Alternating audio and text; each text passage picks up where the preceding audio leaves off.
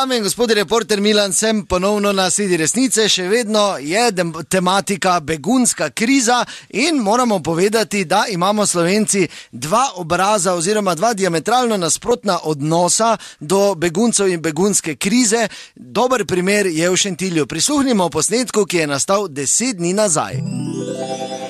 Dame in gospodje, reporter Milan, sem na terenu na Šentilju, na mejnem prehodu, kjer je kar precejšnja gneča. Mnogi begunci tukaj stojijo, sedijo, čakajo, da bodo lahko prešli mejo sosednjo Avstrijo. No, moram pa na tem mestu res pohvaliti odnos prebivalcev Šentilja do celotne krizne situacije, ki je nastala. Tukaj imam nekaj sogovornikov. Dober dan, lepo zdrav, res pohvaljeni Šentilčani.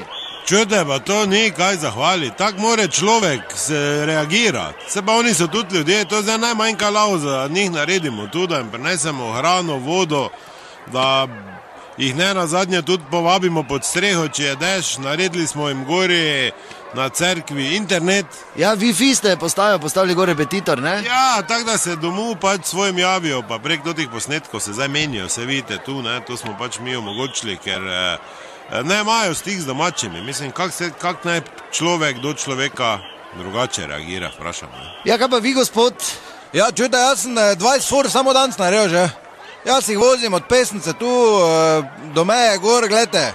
Tako je rekel kolega, nekaj moramo narediti, mislim, to so ljudje, danes jutri smo lahko mi begunci. Ja, pa vi, gospa? Jaz pa jim za jec nosim, zdaj mesa nisem upala, ker vsi ne jejo vsega, te pa s njim paradajz prinesla, pa kruh, pa čebulo, pa sulc smela zraven, samo niso hodili, da smo pač mi pojedli. Tako, to je bil posnetek, ki je nastal na Šentilju 10 dni nazaj, zdaj pa prisluhnimo, kako je stanje duha na Šentilju včeraj. Takrat je namreč nastal ta posnetek. Pa čujte, kdo je odobril, da se jim tu postavi toti šotori, toti center, to bo ja hodili vse posod. Kaj ste vi zmešani, ali kaj? Se to mi ja moramo vedeti za to.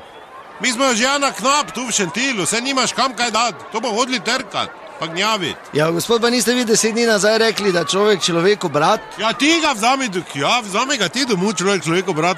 Tebi je lahko z varne razdalje to govoriti, mi smo pa tu na prvi liniji, veš? Pa vi, gospod, če vozite? Koga vozo? Kaj ti bleso, ti vozo jih bom ja nazaj, tam ko so prišli. Kam bi jim vozo, pa zdaj bojo tu, zdaj bojo korenine tu pognali in kaj boš pol? Gospa, upam, da vam še ostalo kaj hrane, tak ste bili prijazni, ste hranili begunce 10 dni nazaj. Pa kaj ni govora, zadnji paradajz s njim dala, zdaj pa jih bo toliko tu, čujte pa vete, kak se to privadi.